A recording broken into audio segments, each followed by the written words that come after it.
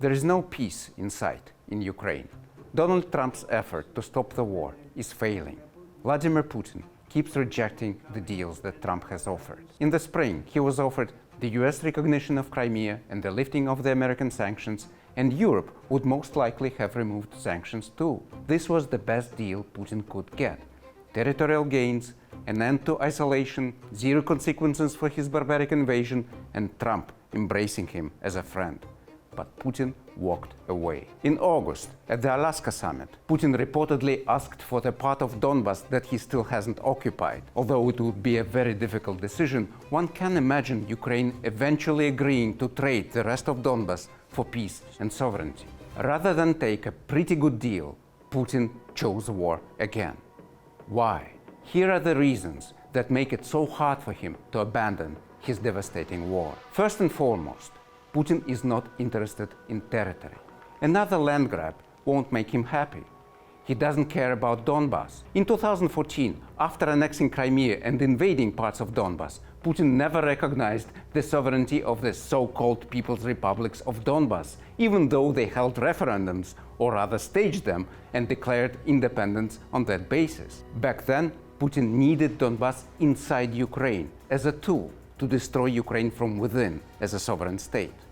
That was the whole idea of the Minsk agreements. By 2020, Putin had grown disillusioned with the Minsk process and began planning for war. But his cynicism never changed.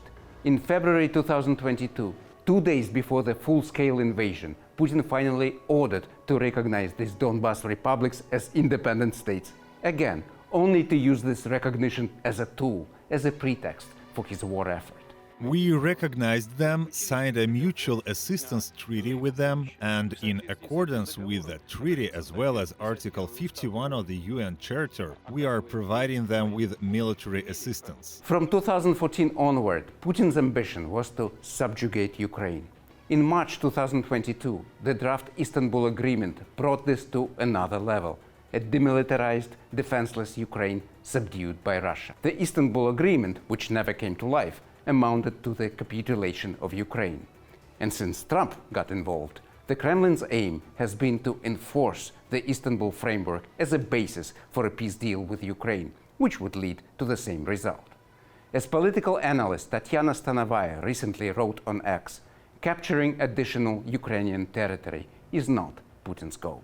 Even if Russia were to take full control of the 4 regions it annexed in September 2022, that would not mean victory for Putin. It would not bring him closer to his wider goals, keeping Ukraine out of NATO, limiting its armed forces, and pushing political changes favorable to Moscow.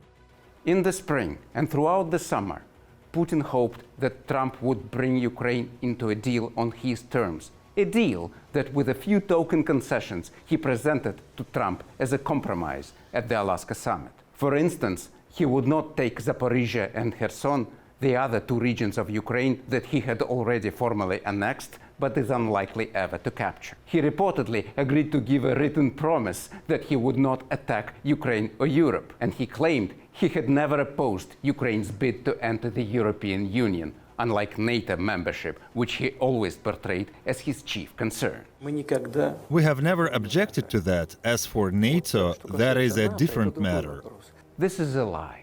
In 2013, then Ukrainian President Viktor Yanukovych was steering his country towards the European Union, primarily to secure his own re-election as president of Ukraine in 2016.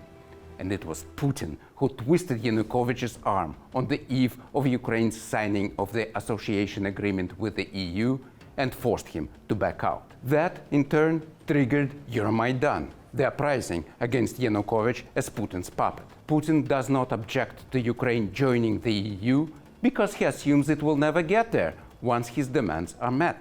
And his key demand is ensuring Russia has a say in shaping the security guarantees for Ukraine, which would bring Ukraine under Russia's control. The other reason why Putin doesn't stop the war is that he believes he is winning it. In this war of attrition, Russia is better equipped and has an advantage in manpower, enabling a slow but steady advance on the battlefield. It's a fact. Until Ukraine stabilizes the front line, Putin won't engage in meaningful peace talks. He does not believe Trump has any real leverage to make him change his mind. And the Kremlin plainly treats Trump's talk of considering sending long-range Tomahawk missiles to Ukraine as an empty threat. There is another reason Putin isn't budging. It's no longer even about Ukraine. It's about him. A fair agreement will make Putin look incompetent and unfit. To stop now, to sign a deal that would let Ukraine go, would be to admit that his invasion failed, that it was a colossal blunder. A blitz designed to be swift has turned into a reckless military venture dragging on for years, costing hundreds of thousands of lives and hundreds of billions of dollars. And for what? Putin shows no regard for human life. He can afford to appear barbaric and brutal, but he cannot afford to look weak. The integrity of his rule rests on an aura of greatness and infallibility. A compromise with Ukraine would shatter his standing as a demigod, as a Russian pharaoh. Trump calls him a paper tiger. That's a heavy blow.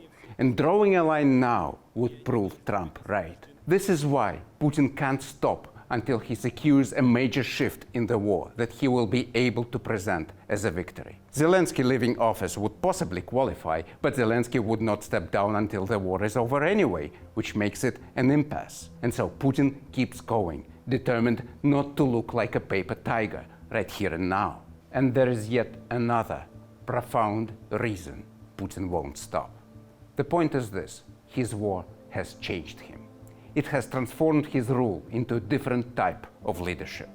It has provided him with something he never possessed before: a purpose. Unlike so many frenetic dictators who mobilize people behind their obsessive ideas, Putin never had either charisma to energize the crowd or an agenda. A career bureaucrat with a KGB background, he never had a plan. He cared about power, but he never knew what to do with it. Whether it was his famous Munich speech of 2007, or his takeover of Crimea 7 years later, or whatever else, you name it, he never knew why he was doing it and what his next step would be. An exemplary opportunist, he was free-willed by his self-interest through a gradually narrowing corridor, which eventually led him to war. But then, everything has changed. In a recent propaganda film, Putin reflects on how society reacted to his invasion. He conceived his war in secret, without the Russian nation. He says he knew there was a risk that people would not back him, but they did. Я именно не только думал. I didn't just think about it, I was hoping for it. Although, of course, there was a danger that events and society might develop differently. In that sense, the risk was certainly significant. Of course, it's a propagandistic image. But in Putin's world, propaganda creates reality. This is a new reality, and a new, different Putin. All bridges have been burned, and there's no way back. This Putin has finally figured it out.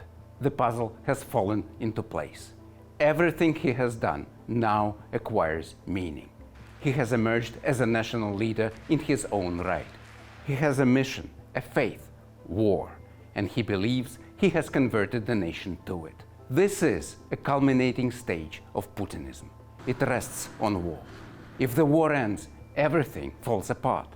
This is why it may surge or ebb, but it cannot stop.